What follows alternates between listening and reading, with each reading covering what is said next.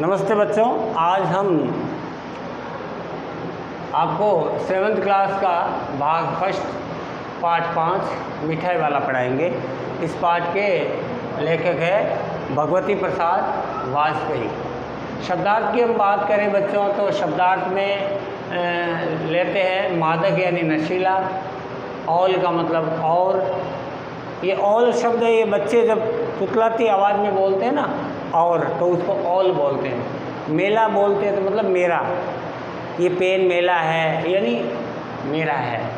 अस्थिर का मतलब बेचैन, स्नेहाभिषिक्त यानी प्रेम में भीगा सा प्रतीत होना, चिक यानी बॉश, और चिक यानी बांस की तीलियों से बने हुए पर्दे, और इच का मतलब इसका, पुलकित आनंदित, नन्ही नन्ही छोटी छोटी, हिलोर का मतलब होता है लहर, केछा ये भी एक तुतलाती आवाज़ में है, कैसा निरक्ति यानी देखती, उस्ताद यानी चतुर व्यक्ति, रंगीन यानी रंगों से युक्त, समाचार यानी खबर, मेहनत यानी रंग, गोला यानी घोड़ा, छुंदल यानी सुंदर, पेछे यानी पेशे।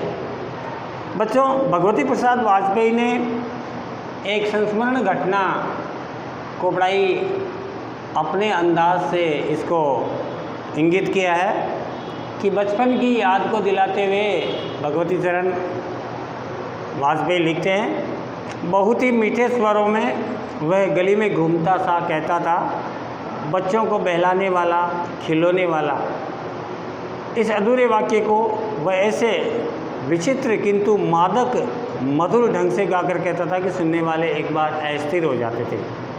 अपनी स्नेहाभिषिक्त कंठ से फूटा हुआ ये गान सुनकर के निकट के मकानों में एक हलचल सी मच जाती थी।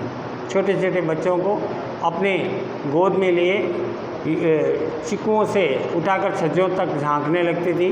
गलियों और उसके अंतर व्यापी छोटे छोटे उद्यानों में खेलते इकलाते बच्चों का झुंड उन्हें घेर लेता था। तब वह खिलौने वाला वहीं बैठकर खिलौनों की पेटी खोल देता था।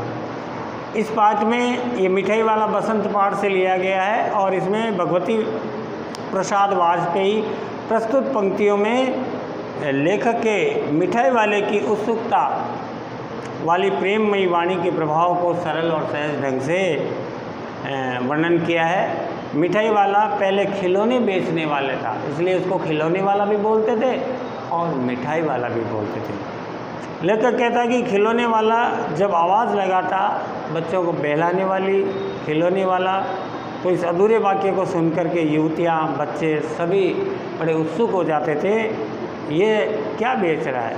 उसके गले में प्रेममयी वाणी का गान सुनकर के मकानों में हलचल पैदा हो जाती थी।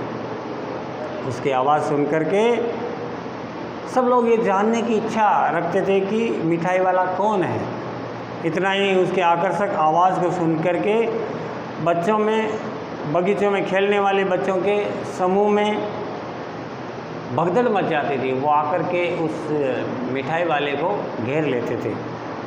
खिलौने वाला ही अपनी पोटली खोल करके बच्चों को तरह तरह के सामान दिखाता, बेचता और उनका मन बहलाता। साथ साथ में वो हंसी मजाक भी करता था। बच्चे खिलौने को देख करके बड़े पुलकित हो उठते थे, पैसे लाकर खिलौनों का मोल भाव करते थे, पूछते इसका क्या दाम है, औल इचका। खिलौने वाले बच्चों को देखता और नन्ही नन्ही उंगलियों से छोटे हाथों में पैसे लिए हुए और बच्चों को उसकी इच्छा अनुसार वो पैसे में खिलौने देता।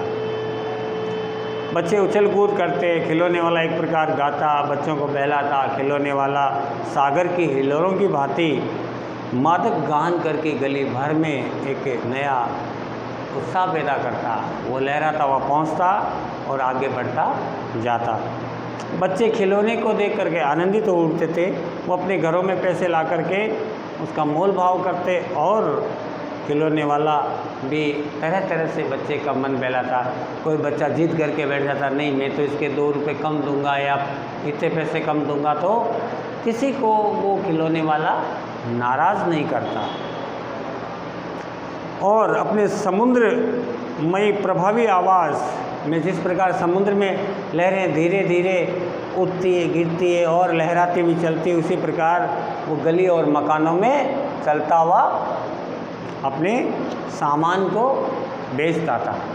बच्चों, अक्सर आपने देखा होगा कभी आइसक्रीम वाला आता है, कभी गुपचुप वाला आता है, और जब सबके अलग अलग संदेश होते हैं, कोई गा कर के सुनाता है, कोई ज़ोर से आवाज़ करता है, कोई घंटी बजाता है, तो आपके दिमाग में भी घंटी बज जाती है ना, मम्मी मम्मी ये देखो आइसक्रीम वाला आया, मुझे ये आइसक्रीम खानी है। कई बार इनका टाइम फिक्स होता था कि 2 बजे इस गली में आएगा, 5 बजे इस गली में आएगा, 9 बजे इस गली में आएगा। तो इस प्रकार बच्चों में गर्मियों की छुट्टियों में अक्सर ये ऐसा उत्साह बच्चों में देखा जाता है जब नानी मौसी के घर जाते हैं। राय बहादुर के बच्चे भी एक दिन खिलौने लेकर के आए। वे 2 बच्चे थे, चुन्नू और मुन्नू। चुन्नू जब खिलौने ले आया तो बोला, मेरा घोड़ा सुंदर है, यानी मेरा घोड़ा बहुत सुंदर है। मुन्नू बोला, और देखो मेरा कैसा सुंदर है, यानी मेरा भी बहुत सुंदर है। दोनों अपने हाथी घोड़े लेकर के घर भर में उछलने लगे। इधर बच्चों की माँ रोहिणी कुछ देर तक उनके खेल को निहारती रही, मन ही मन इतराती रही और खेल देखती रही। इतना तो निश्चय था कि बच्चे खेलते खेलते या तो लड़ेंगे या अपने खिलौने तोड़ेंगे और फिर शिकायत लेकर के आएंगे। अंत में उन्होंने दोनों बच्चों को बुला करके पूछा, अरे चुन्नू मुन्नू, ये खिलौने कितने के लिए? तो मुन्नू बोला, 2 पैसे के। खिलौने वाला दे गया। रोहिणी सोचने लगी, इतने सस्ते कैसे दे गया, कैसे दे गया, ये तो वही जाने। लेकिन जो दे गया वो दे ही गया, इतना तो निश्चय है। वह जरा सी बात देर के लिए ठहरी, रोहिणी अपने काम में लगी। फिर कभी उसे अपने विचार की आवश्यकता भला क्यों पड़ती।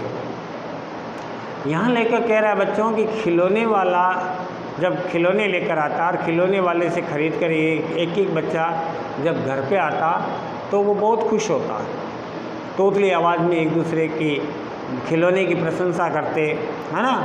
दोनों खिलौने पा कर के बच्चे खुश होते। बार बार इनकी माएँ सोचने लगती कि ये इतना सस्ता खिलौना कैसे दे गया। सोचते सोचते वो अपने काम में व्यस्त हो जाती।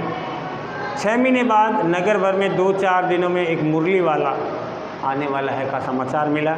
लोग सोचने लगे, भाई कभी खिलौने वाला, कभी मिठाई वाला, अब आ रहा है मुरली वाला। वो मुरली बजाने में उत्साह था। मुरली बजा करके, गाना सुना करके वो अपनी मुरली बेचता था। 100 भी 2-2 पैसे में। भला इसमें उसमें क्या मिलता था, मेहनत भी तो जाती होगी। एक ही व्यक्ति ने पूछ लिया, कैसा है मुरली वाला? मैंने भी नहीं देखा। उत्तर मिला, उम्र तो उसकी अधिक नहीं होगी, यही 30-32 का होगा, दुबला पतला गोरा युवक, बीकानेरी रंगीन साफा बांधता है। लेके कहता, संपूर्ण नगर में मुरली वाले का समाचार फैल गया। मुरली बजा करके, गाना सुना करके, बड़े अच्छे अच्छे लोक संगीत के, शास्त्रीय संगीत के, फिल्मी धुनों पर वो मुरली बजाता था और वो मुरली बजाने में बड़ा कुशल था। यानी उसको कह देना कि ये धुन बजाओ तो वो बजा देता था। आखिरकार मुरली वाले